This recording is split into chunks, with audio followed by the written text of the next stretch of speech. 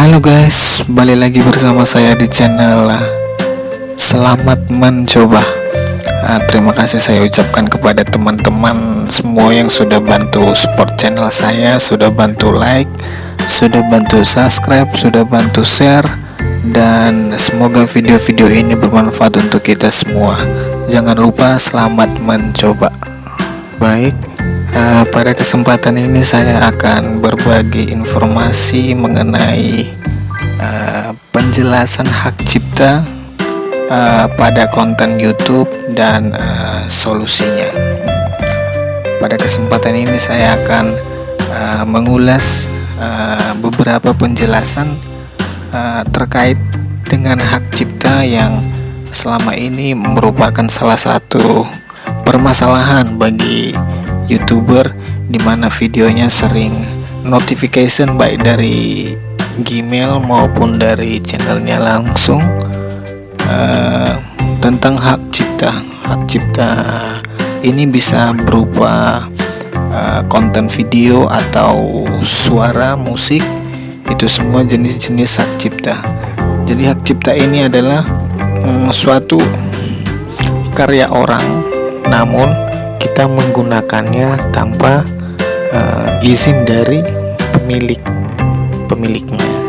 Jadi hak cipta ini sangat berpengaruh di video kita jika kita gunakan tanpa seizin dari mereka, dan pihak YouTube bisa mendeteksi secara otomatis apakah dalam video kita itu sudah menggunakan karya orang. YouTube memang pintar sekali. Jadi video kita itu kita bisa melihat apakah video kita itu terkena hak cipta atau tidak. Kita buka YouTube, buka channel sendiri, lalu buka YouTube Studio. Video ini ada di dashboard, di bawah dashboard ada video. Kita klik video. Dari tampilan ini kita ada video. Di sini ada beberapa video yang klaim hak cipta, contohnya seperti ini, dan masih ada beberapa lagi video yang memang diklaim hak cipta oleh YouTube. Kita klik lihat detail. Nah, di sini ada ringkasan dan status hak cipta. Baik, sebelum saya lanjut, saya akan menjelaskan dulu. Ini adalah berupa teori atau penjelasan mengenai apa itu hak cipta. Jadi hak cipta itu di seluruh negara ada. Ketika seseorang membuat karya asli yang ditetapkan dalam media fisik, ia otomatis memiliki hak cipta atas karyanya tersebut. Sebagai pemilik hak cipta, ia memilih hak eksklusif untuk menggunakan karya tersebut. Biasanya hanya pemilik hak cipta yang dapat menentukan apakah orang lain diizinkan untuk menggunakan karya tersebut atau tidak. Jika Anda mengupload video berisi materi yang dilindungi hak cipta, kemungkinan Anda akan mendapatkan klaim Content ID. Klaim Content ID. Klaim ini dikeluarkan oleh perusahaan yang memiliki hak atas musik, film, acara, video, game, atau materi lainnya yang dilindungi hak cipta. Pemilik konten dapat menetapkan konten ID untuk memblokir materi dari YouTube saat klaim dibuang. Mereka juga dapat mengizinkan video tetap ditayangkan di YouTube dengan iklan. Pada situasi tersebut, pendapatan iklan akan diberikan kepada pemilik hak cipta atas konten yang diklaim. Jadi, kalau kita menggunakan video orang atau musik orang, boleh-boleh saja, namun penjelasannya di sini atau aturan dari YouTube menetapkan bahwa jika video kita itu iklan masuk, dan pendapatannya akan masuk ke pemilik,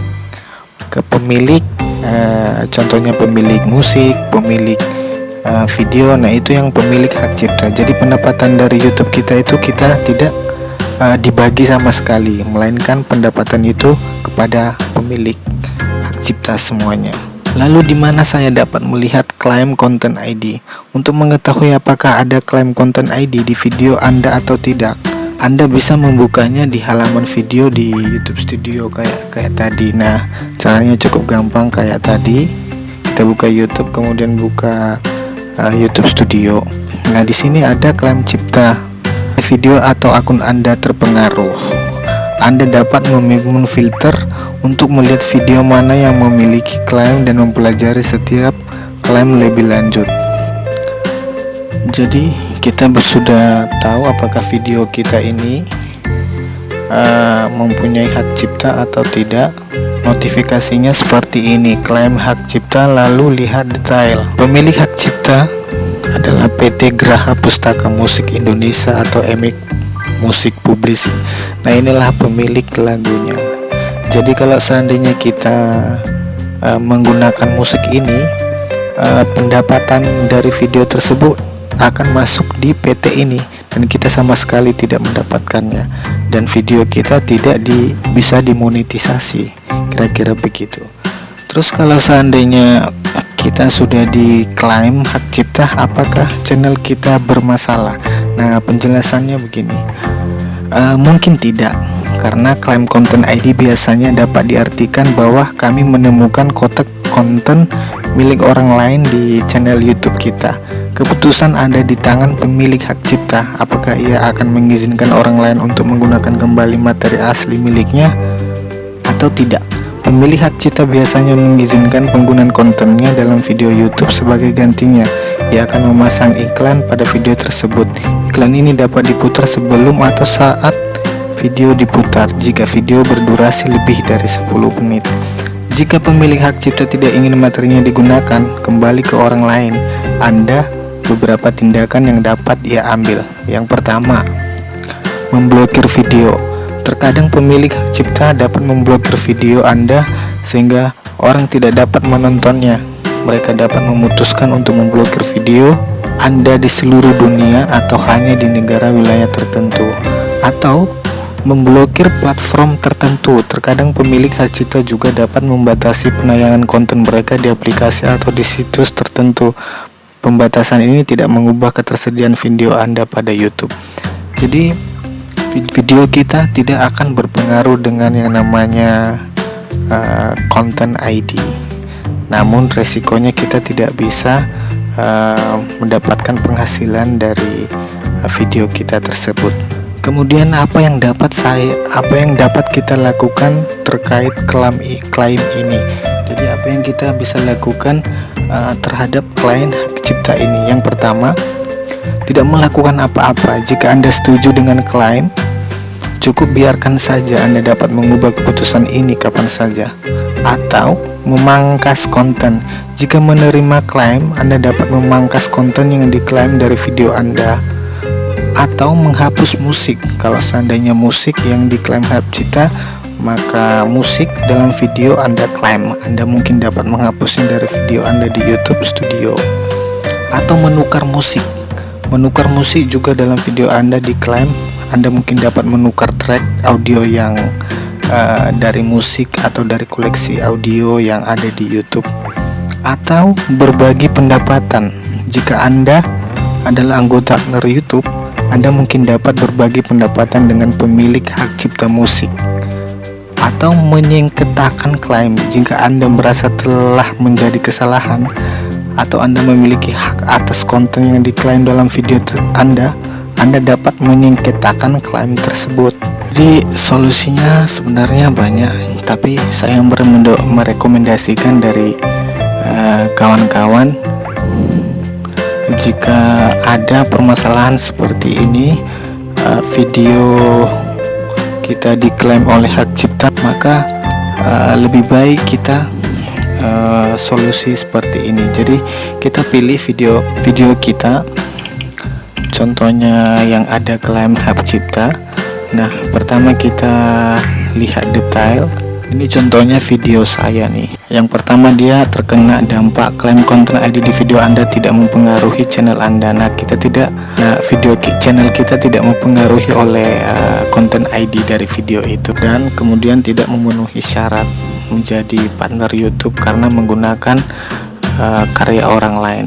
Jadi tindakan yang bisa kita lakukan dari sini adalah mengganti lagu atau menonaktifkan suara lagu tersebut, atau mesengketakan jika kita punya hak dalam video itu bahwa kita merasa juga punya, ya kita bisa sengketakan. Jadi tapi saran saya adalah lebih baik nonaktifkan lagu atau ganti lagu. Kalau ganti lagu sebenarnya gampang. Di sini juga banyak lagu-lagu atau background yang disediakan oleh YouTube sebagai gantinya. Kita tinggal memilih atau mendownloadnya dulu. Nah, di sini banyak. Ini semua adalah background lagu yang kita bisa pilih. Kita tinggal tambahkan kalau seandainya mau mengganti. Ini semuanya tidak ada hak ciptanya. YouTube sengaja menyediakan ini untuk background video kita. Jadi gampang aja ngeditnya seperti ini, tinggal hapus dan masukin, kira-kira begitu, lalu simpan. Oke guys, demikianlah video penjelasan tentang hak cipta menurut saya. Jika ada dari teman-teman yang lebih mengerti, mohon pencerahannya, karena kebetulan juga saya masih YouTube pemula, jadi pengetahuan saya soal YouTube ini masih minim sekali.